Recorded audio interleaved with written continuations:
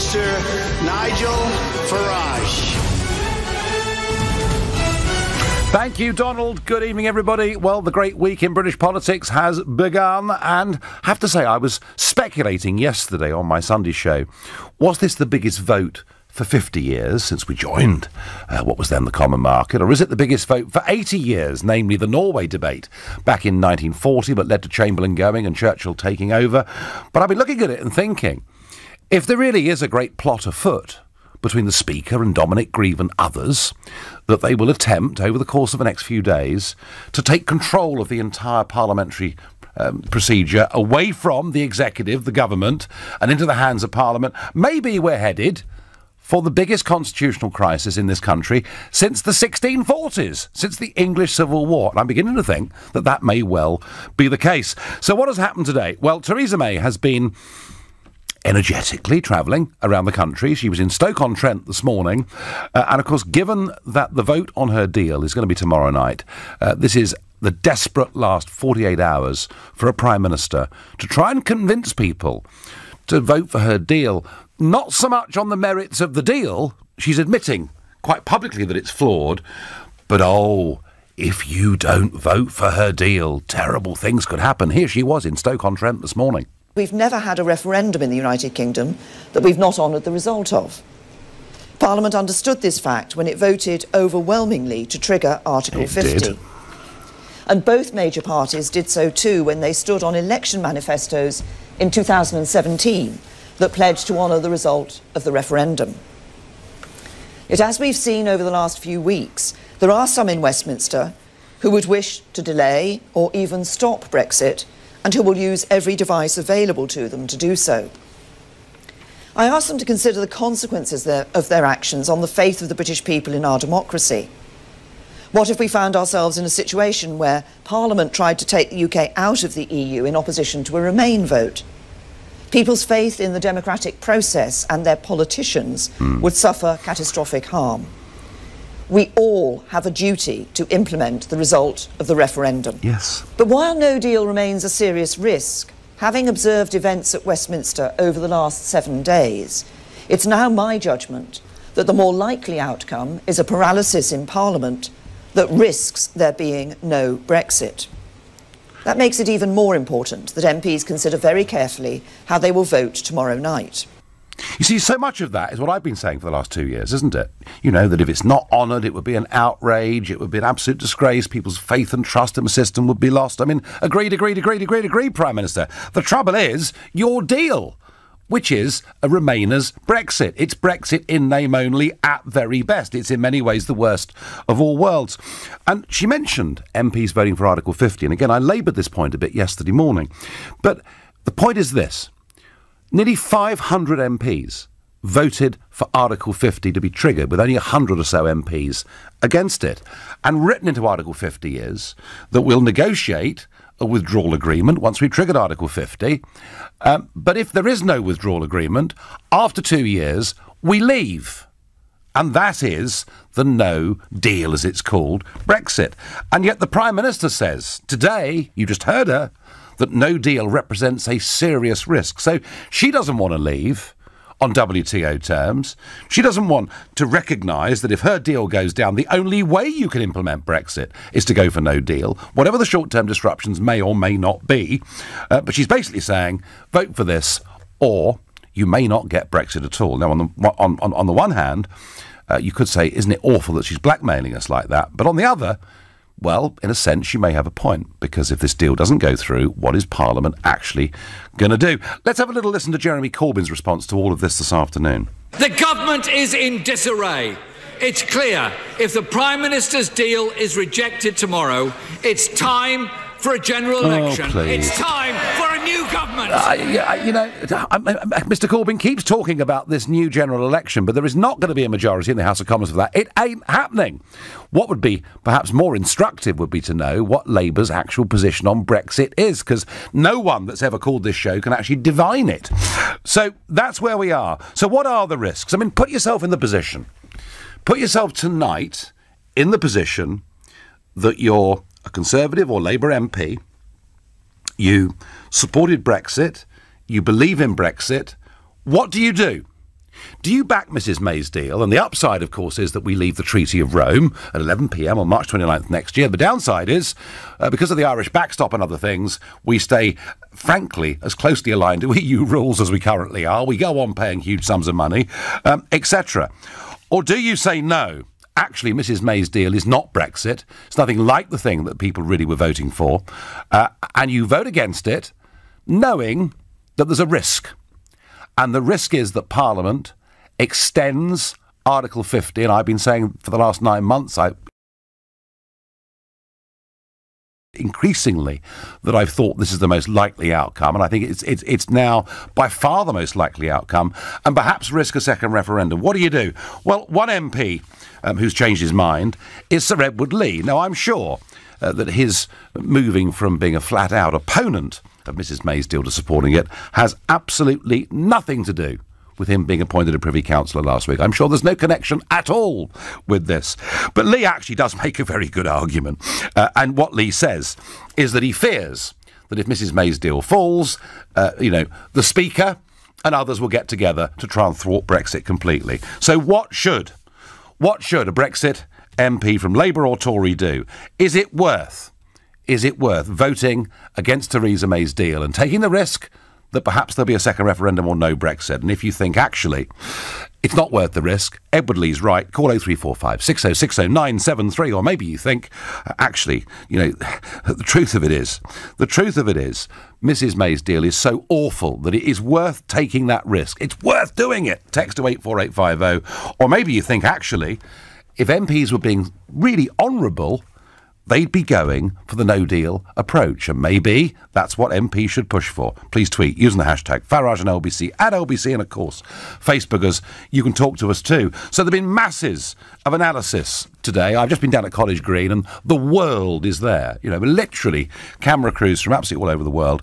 But of course, the people that get really left out of all of this, in a sense, are the people. Because what Parliament is doing is not so much trying to take back power from the executive, they're trying to take power back from you, because they don't respect the result.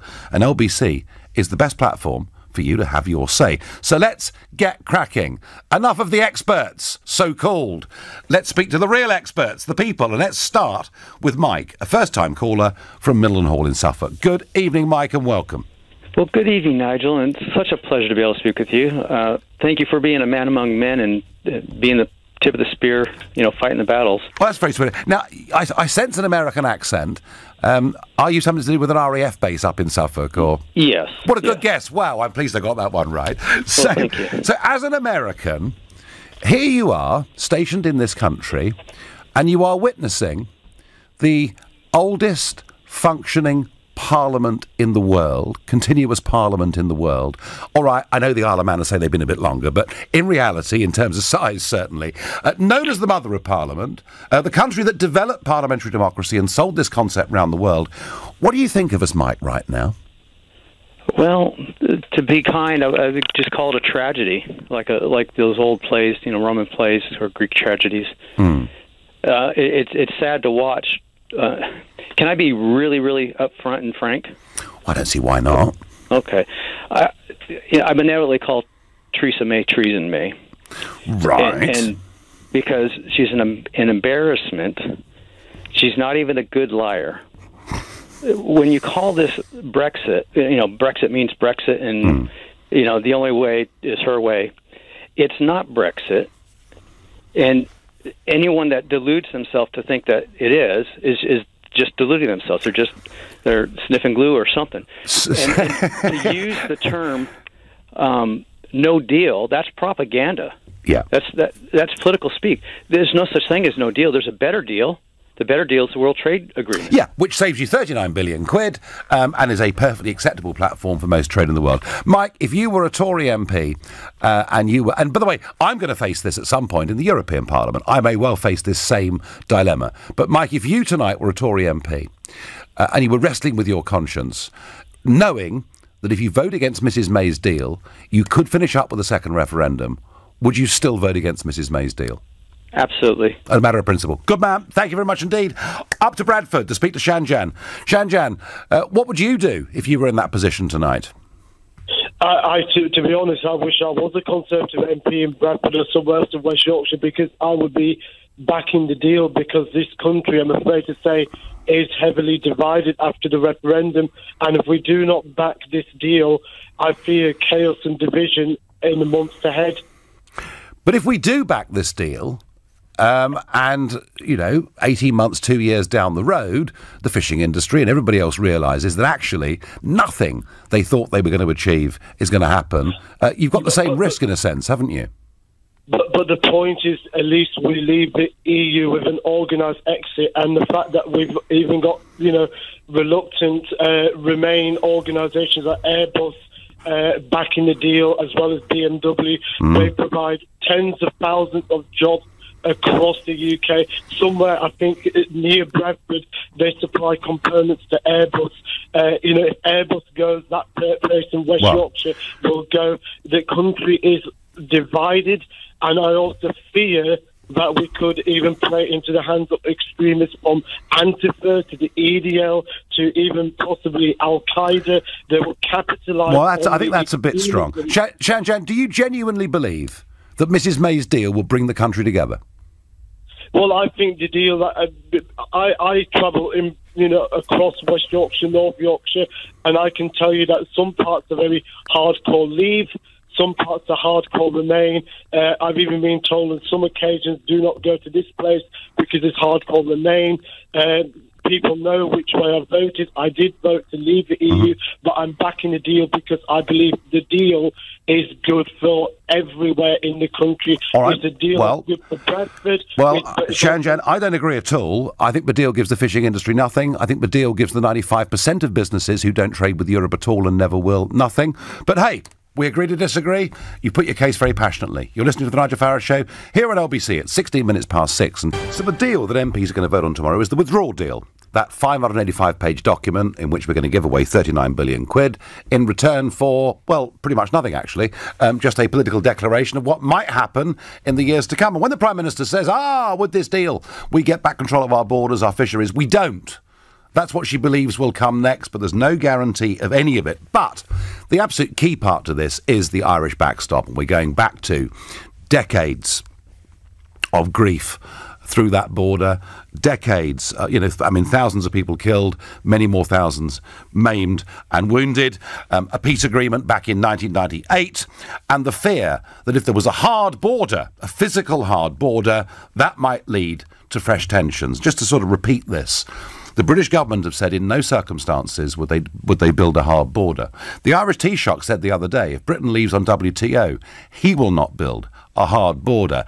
I've asked Monsieur Barnier face to face, will you build a hard border? No. So no one's going to build a hard border, but we have to have the Irish backstop in case, Martians come and build a hard border. But the problem with the backstop is this, that unless an acceptable trade deal is done over the course of the next few years, we finish up in a situation where we have a choice. Either we put Northern Ireland into a different constitutional place to the rest of the UK, or we stay trapped inside the customs union forever, and we say to ourselves, what on earth was the point of voting for Brexit? Because we're not able to make ourselves more competitive. In an attempt to try and sort of ease the pressure over the backstop, today saw an exchange of letters. A letter from the Prime Minister and a letter back from Mr Juncker and from Monsieur Barnier. I'm not going to spend any time on it because it doesn't actually change anything. Legally, what is clear after this exchange of letters is there is no way the United Kingdom can unilaterally decide to leave it, and as such, it is a trap. There is a proposal on the table tonight that maybe a sunset clause could be put on it, and I don't know. If she loses tomorrow, as she will, she's going to go back to Brussels. Believe me, that's what she says tomorrow night. I'd have a tenner with anybody. That what she says tomorrow night is, I'm back to Brussels to try and get concessions, all right? And that's maybe something like that is what she will try and look for. And let's see what mood the EU are in. What was interesting, though, with these letters is she addressed Mr Juncker and she also addressed Monsieur Barnier, both of them as His Excellency. I have never seen that form of words used. Perhaps I've missed it, but I haven't seen it in the 20 years that I've worked inside Brussels. They're both addressed as His Excellency, which says to me, who has got the upper hand in these negotiations? That's what it says to me. Please, if you think I'm wrong about that or right about that, then please do tweet using the hashtag Farage and LBC. At LBC, your message is pouring in. Rick says, May's deal may be the nearest thing we can get to Brexit. That's clearly what Sir Edward Lee was thinking earlier on today. Pauline says May's deal is keeping us in the EU. Well, yeah, not in name, Pauline, but in practice, I think it probably is. Tina says she'll respect the MPs more if they vote May's deal down. And Edward says to Corbyn, yes, of course you can have a general election anytime you like after the 29th of March when we've left. Simon says MPs should vote in line with referendum constituency results. If not, they should resign. Well, Simon, if they were doing that, Labour would have a heck of a problem, wouldn't it? Because about 70% of Labour seats in England voted leave. I'm up to Nottingham to speak to Jordan, a first-time caller. Welcome to the show, Jordan. Oh, hello, Nigel. I can't believe I'm actually on the line. You're on LBC, Jordan, and we're imagining that you are a Tory or Labour Brexit MP and you're racking your brains tonight as to what to do tomorrow. You can vote for Mrs May's deal even though you hate it, because you may think at least that gets us out of the treaty, or you can go against it because of its possible permanence. What would you do, Jordan? I think I would go for the first option, believe it or not, and it pains me to say that. I'm a true Brexiteer. I agree with much of what you say. And I do believe that the EU structurally can't be reformed, no matter how much pushing and shoving we want to do with it, if we did stay in.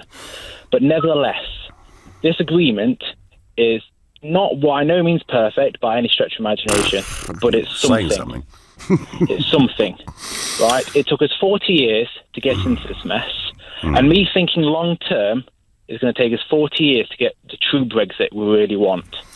And I, as a voter, if I was a Conservative MP, I'll be willing to go for a minor victory for a bigger victory long term. So, Jordan, what you're saying to me, really, is that a bad deal is better than no deal. Look, I can't believe I'm saying this, but yes. Oh, Jordan, what's happened to you? What have they put in the water in Nottingham to make you think that? Jordan, listen, I do understand. I do row, actually, so there might be something in the water. Oh, there you are. Jordan, you know, that phrase, no deal is better than a bad deal, was a phrase that I coined working with economists for Brexit during the last couple of weeks of the referendum campaign. It got picked up by the Prime Minister, but she never actually meant it. Isn't the only real, and OK, Parliament might not accept it, but isn't the only way we can deliver Brexit now is to go for we leave on WTO rules? Isn't that the only way? And here's a word, Jordan. Here's a word that no one would talk about. Everyone talks about economics. Are we going to be better off? Are we going to be worse off? Because the truth is no one knows. That's right, yes. You know, the same people who said we needed to join the euro now say it would be a catastrophe to trade on WTO. But let me just throw a word in here, Jordan. Independence. The point about the Brexit vote was we voted to become an independent state. And it seems to me right now, if the Prime Minister was sincere when she says we must deliver the Brexit vote, then going for WTO now, given that time is running out, is the only way we can do it, Jordan. No, I know what you're saying. I used to say to my German friend, and he's quite educated, and we have a good, Brexiteer versus Remainer conversation for the last 2 years, and I respect him a lot. And we would often say that this whole negotiation is like, do you want economic consistency, as in nothing changes, status quo stays the same, or do you want political sovereignty? And people value different things. You have the Labour government that are more worried about people's pockets and the short-term implications. When you have Brexiteers like yourself talking about those economic benefits, thinking long-term. And while that may be sound, I do realise that there are a lot of people out there that have short-term mindsets, and they're always going to be there and always going to be a thorn on people's sides. It's also a status quo argument, Jordan, isn't it? Yes, I realise that. You can't convince everybody, though. That's the problem. Wilberforce was told that the abolition of the slave trade would be economically disastrous for Britain. The Corn Law people. Everyone's starving because food's too expensive, but many people say we must keep the Corn Laws, otherwise it'd be terrible for our economy. So there are always arguments against change, even when change is progressive. But, Jordan, listen, I've got an idea for you. This might help. I've got an idea. Right, I remember I was watching your videos on YouTube, and you was debating I think it was the Guy Verhofstadt's deputy. Right. And he was, at the time, I'm have to look back, but he was threatening about pulling out of the draw agreement if at any stage we failed to keep in line with the standards of the EU. Right? Yes. Let's say, for instance, we, happen to not do something correctly, and all of those European bureaucrats decided to put their arms up in uproar and say, Britain isn't following the trade agreement. But I think we should chuck our toy out the pram just at the time when we want to. So we get those trade agreements that Theresa May claims we'll get. Who says? EU terms. Who says? Well, let's play the time game, see what we come up with, and then we can play it to our advantage later down the line. Jordan, I've been playing the time game on this for 25 years. Listen, I do understand what you're saying. You're saying take the little victory, all right? I do understand that, but I think it's a pretty Pyrrhic one. Jordan, you're a star. I thank you. Some of you are getting really beaten down by this. Poor old Dave in Kingston, he's virtually given up. It's lose-lose. Brexit in name only with May's deal or no Brexit at all. The Remain Parliament have run down the clock and backed us into a no-win situation. Come on, Dave, don't give up. That's exactly what they want. But I think there are a few people like you, Dave, who are beginning to feel that. Either way, in about 24 hours, we should know exactly what's happened to Mrs May's deal. And I've had a couple of you on telling me, no, you don't like it, but you need to accept it. I still don't accept it. Convince me. 0345 6060 973. You're listening to The Nigel Farage Show here on LBC at 6:30 and time. Now, all the way through this, the Prime Minister said something that I don't think she actually ever believed in. Here it was. And I have always said, no deal is better than a bad. Well, so have I. What I have said is that no deal would be better than a bad deal.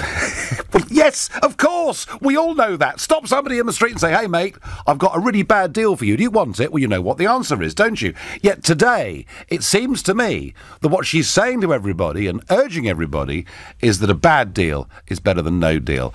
If this Prime Minister believed in Brexit, she would stick with what Article 50 says. And it says, by the way, 494 MPs voted for this. It says, if you cannot negotiate a withdrawal agreement 2 years after the date of triggering it, you simply leave. She isn't doing that. Graham says no deal and leaving is the only honest way forward. Now, I have to say, I believe that. Chris is the same. It's the only credible and honest way forward. MPs should vote down May's deal and hold their nerve. They should. But the trouble is, Chris, about 75% of Parliament are actually Remainers in reality. John is a first-time caller from, is it Grossmont in Yorkshire? What's the name of your town, John? Yes. Grosmont. Yes. Grosmont, right, I don't know it, but hey, welcome. Welcome, you're on LBC. John, what would you do tomorrow if the pressure was on your shoulders? If I were a Conservative MP, I think my inbox would have been overflowing with emails from grassroots Conservatives reminding me that if I voted for anything other than a no-deal Brexit, I'd be out of a job at the next election. And I just don't understand what's going on here. Theresa May, I think, is more of an EU place person. Angela Leadsom stood to one side with no explanation. Remainer was put in charge, and she's gone behind the backs of all of her Brexit secretaries and done a deal with the EU on the EU's terms. Well, I have to say, John, we would not be in this mess if it wasn't. I see it as a catastrophic failure of leadership. All right, that's what I see, and I see into that vacuum. The establishment with their friends in big business. They've used this opportunity to try and blunt and even thwart Brexit. Whether this was all done deliberately is perhaps a separate question. John, are you a grassroots Conservative? Yes, I am at heart. Yes. Well, you clearly get the feeling in your part of the world that actually people aren't frightened of no deal, because Mrs May today said, that it was a really unpleasant prospect. Well, the EU, they want our trade, they want our money, they want our fish. And if we walk away, then we will get a good deal. They'll be crawling on their knees up through Downing Street. BMW, Audi, Merck, they'll all make sure of that. John, I couldn't agree more, because that is how the real world works. John, thank you for that call. I agree with that. On Twitter, I get, if Remainers accepted the result in 2016 and put their efforts into making Brexit a success, we may be in a very different place and had better leverage. Instead, they try to sabotage it at every opportunity. Shameful. Well, not just sabotage it, they've been colluding. They've been colluding with Mr Barnier all the way through this process. I think they're acting against the national interest, but they're certainly acting against you, because you, the people, despite all the threats, despite all the bullying, despite President Obama coming and telling us we'd be at the back of the queue, you voted Brexit. I'm staying in the Midlands. Burton-on-Trent, Uzuma, as a first-time caller, and welcome to the programme. Thank you, Nigel. Great to talk to you. Good to talk to you. So, you can see the dilemma that many MPs are in. What would you choose to do? I would vote for the deal under the condition that Theresa May does not lead the next phase of the negotiations. So get the deal through and then stand aside and get somebody else as Prime Minister? Absolutely. Let's just leave, but she shouldn't lead the next phase of the negotiations, clearly, because all her decisions, both as Home Secretary and now as Prime Minister, in the short to long term, have been a disaster. She has a flawed decision-making process and fancies herself a great negotiator, which clearly she isn't.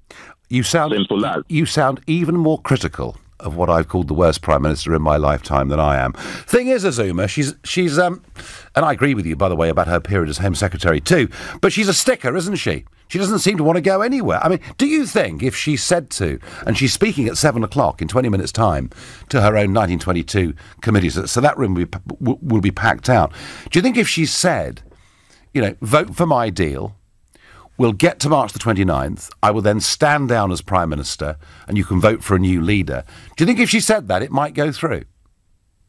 I think so. I honestly do. I think most of the backbench Conservatives realize that she's done and that she's been backed by a spineless cabinet. And it's as simple as that. So much as this is about Brexit, it's also a reflection of a lack of faith in her leadership as a whole. So if she goes, this deal goes through.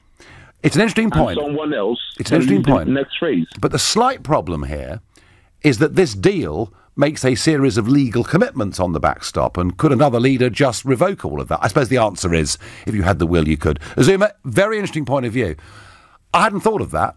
I have to say, I hadn't thought of that. But if she did say, look, March the 29th will be my last day as Prime Minister if you vote for this deal and we get Brexit, and then I'll hand over to somebody else. I really hadn't thought of that, but would it be enough, though? You see, looking at the numbers tonight, and I've mentioned Edward Lee, and there's John Mann from Labour, and there's half a dozen others who've now said they're going to back the deal. So it looks like she's still on course to lose by between 150 and 180. I mean, we're still talking in historical terms, and I'll do more of this in the next few minutes, but in historical terms, one of the biggest defeats for a government ever. Would perhaps the prospect of her disappearing be enough to get the deal over the line? Don't know. Good point. Paul is a first-time caller from Uxbridge. Good evening, Paul. Good evening, Nigel. And all the best to you, and a Happy New Year. Thank you. And now your local MP. Let's just hope that we have a happy England in the future. Well, a happy United Kingdom, I hope, too, Paul. Now, Paul, UK, sorry. Yeah, no, London boy. So you've got Boris as your MP, have you, Paul?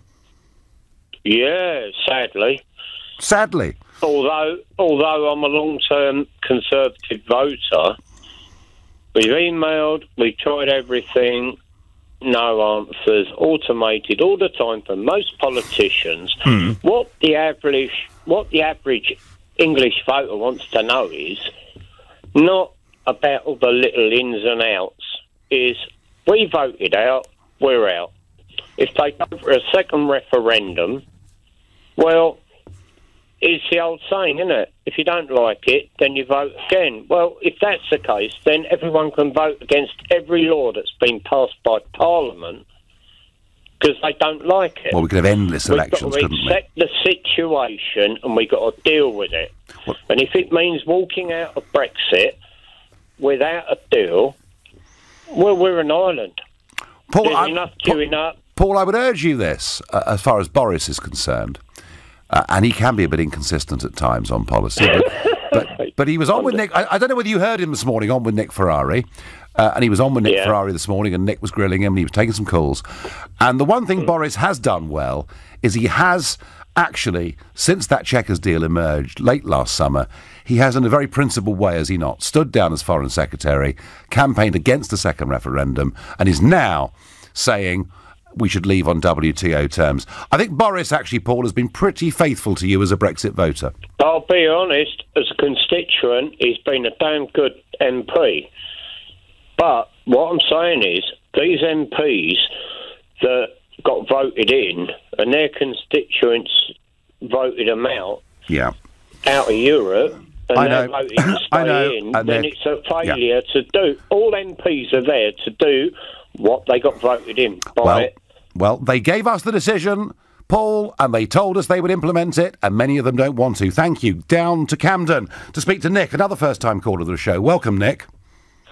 Thanks very much, Nigel. Yes, thank you. So, should they back the deal? Is it the pragmatic, sensible thing to do, given there is a risk? Mrs May says, no Brexit at all, possibly. And I can see a scenario in which we could be forced to another referendum. So, what should they do? Well, I think they should vote according to their consciences. I think we need a cross-party approach. And that going forward from that, I think they should really openly discuss the possibility of no Brexit or indefinitely postponing Brexit.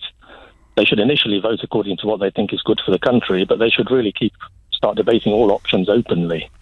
Well, don't you think, Nick, that actually, given the sort of state of deadlock that we're likely to be in over the course of the next sort of week or so, isn't an extension of Article 50 perhaps the most likely outcome anyway?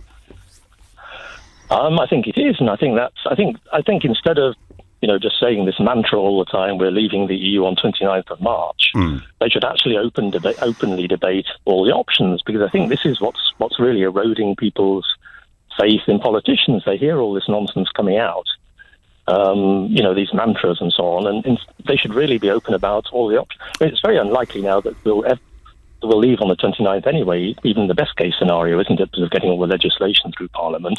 Yes, because it's not just the withdrawal bill, there are all sorts of other individual pieces of legislation she needs to get through. It is tough, even if she wins tomorrow, but I'm sure that it would be done. Nick, isn't the honest thing, given that Article 50 says you've got 2 years to negotiate a withdrawal agreement or you just leave, isn't the honest, faithful thing to do with the voters, and according to how MPs voted, just to leave on WTO terms? Isn't that the honest thing to do? Well, yeah, but they've got to win. I mean, Brexiters have got to win the arguments. It's not just enough to keep citing the referendum. This is the biggest realignment since the Second World War. It's not just the referendum. They've got to win the argument as well. And you can't really expect, MPs or majority. If most MPs are against it, I think it's bad for the country. Wow. Half the country thinks it's bad. It's not going to reach escape velocity. Nick, I think you're right. I have to say, I'm very happy with the WTO Brexit. I can't see Parliament allowing it. Sadly, Nick, I thank you. I thank all of you thus far. You're listening to the Nigel Farage Show at 6:46. Passionate disagreement in Parliament is nothing new, of course, but it's a very long time since a government lost a vote by more than 100 and said it looks like tomorrow they could be losing by as much as 180. The last time it happened was in 1924, when a minority Labour government led by Ramsay MacDonald lost by 166 votes. The circumstance is worth just thinking about very quickly. MPs were voting on an amendment to set up a committee to investigate the government's decision to drop criminal proceedings against J.R. Campbell, editor of the Communist Workers' Weekly, the newspaper the week before, having written an article encouraging the armed forces to mutiny. Government lost by 166. The next day, Ramsay Mac dissolved Parliament and lost the general election. So it's basically 100 years since a government has lost by 100 votes. They're now saying that if she only loses by 100, that could be quite a victory and could enable her to go and get more concessions. We will see. Pete is a first-time caller from Bristol. Pete, if you were there tomorrow and you were a Brexiteer, what's the sensible course of action? Hi, evening. Good evening. Thanks for the call. I mean, basically, I think May's just walking around with a begging bowl at the moment. She's just trying to sort of get a few scrap voters in. But honestly, really, they're just saying after there's going to be no deal or second referendum. I mean, if no deal happens, then, we've got the way we wanted to go. Or if a second referendum, I say we just do all again. I mean, we vote leave for a second time. They've got no choice. What else can they do? It was interesting. I saw Craig Oliver at the weekend, who, of course, was sort of David Cameron's political mastermind behind his referendum campaign. And Oliver was interviewed in one of the Sunday newspapers, and he said if there was a second referendum for the Leave campaign, it's easy. Because all they have to say to the electorate is, this isn't just about the issue, this is about the political class ignoring you first time round. Now is your chance to teach them a lesson. So do you think, Pete, as I do, that if we did get to and what a terrible waste of time and energy and how divisive it would be and bad for investment, but if we did get to a second referendum, do you agree with me that Leave would win it by a bigger margin? I mean, if we really want to remove any sort of the division, I think we should make it mandatory. I mean, I know we don't have that, and I'm sure it'll be very difficult to implement that, but we should make it mandatory. Anyone that's of voting age or voting possibility, just do it. I think they do it in Australia or something like that. Yeah, but that would need huge constitutional change. That's a very difficult thing to do. Isn't the point, Pete, that we were told it was our decision and it would be implemented? That was a promise from across the political class to the people of this country, and that is what many MPs are now trying to break. Yeah, I mean, it'll be very interesting with the votes tomorrow. I mean, what do we even know? Maybe some of these MPs are sort of taking money from the EU or something like that, and that's maybe they'll vote sort of with that agenda. How do we know? Well, Pete, I don't know, but it looks like she's going to lose. But if a second referendum comes, then your attitude is, let's take him on again and win again, yeah? Yeah, pretty much. Okay. I mean, at the moment, I just think it's basically, it's basically if any of them are taking any money, I think it's basically treasonous at the moment. Would you say that? Would you, like, if people are taking money from other countries that are affecting their vote on our country, would you say that's, like, treasonous? Pete, I'm not going to get drawn into using the T word. I'll let other people do it. But I do understand passions are running very, very high. Thank you. A lot of you asking Catty on Facebook. Nigel, you said this morning, that was on ITV, that you'd be back if we're betrayed. Do you stand by this? And what are you going to do next if Brexit doesn't happen? I get on Twitter. Look, let me make it clear. If we are forced to a second referendum, I will give it my all to make sure that we win again by a margin big enough that it can't be ignored. Although I do suspect that what we need isn't just Brexit. I think we need a complete change of our party political system in this country. It's perfectly clear, isn't it, that our political party system and Parliament just can't cope with this result. They're so out of kilter with this population, not just on Brexit, but many other issues too. Alan is a first-time caller from Belfast. Good evening, Alan. Hello, Nigel. How are you? I'm well. Are you reassured that His Excellency, Mr Juncker, and His Excellency, Mr Barnier, have said that they don't intend for the Irish backstop to be anything more than time limited? Are you reassured by that? Most certainly I am not. The EU in the island of Ireland has always been seen as a vehicle to unify Ireland by the back door. And the Irish have been independent for 100 years and they're still hanging around our coattails and they're holding us all back. And that's the view of people in Northern Ireland. And anybody in Northern Ireland who holds that view are poo-pooed and kowtowed down for the simple reason is we're not part of the great liberal elite, the Good Friday apparatchiki, who keep holding up the Irish border as this great thing. The Irish refused to police it since 1922, and it might be a line in a map, but where business and economics are concerned, everything in Northern Ireland is to the benefit of the UK. The Irish just slip in and slip out and slip in and slip out. They're the ones that are going to suffer. That's why they want to hold you to ransom. If it was a WTO Brexit, of course, then Varadkar would have shot himself in the foot, wouldn't he, really? Because that would actually, on agricultural products with big tariff, really hurt them. Alan, answer me one quick question. Sinn Féin 10 years ago were implacably opposed to the European Union because they were Irish nationalists. Why is Sinn Féin now pro-EU? What on earth's happened there?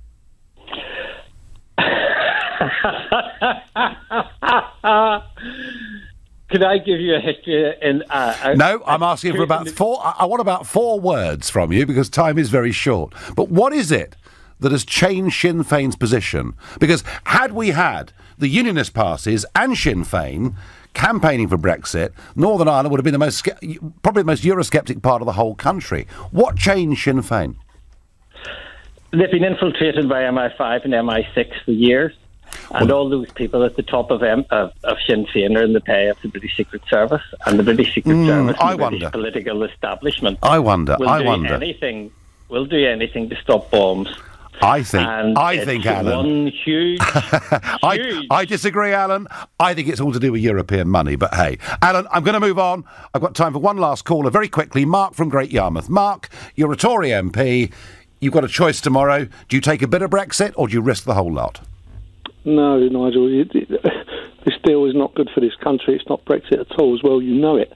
And what I might want to say on this as well, Nigel, is I do detect that you seem to be wanting to go back to the European Parliament. You seem to want to don't want this Brexit to happen in full.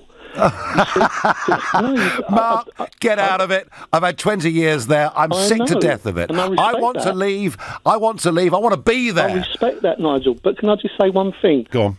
You was on there talking about Vince Cable and about how much you like him. You remember this man has called us all racists, and I'm not a racist, Nigel. Mm-hmm. He's called us all racists, all of us, together.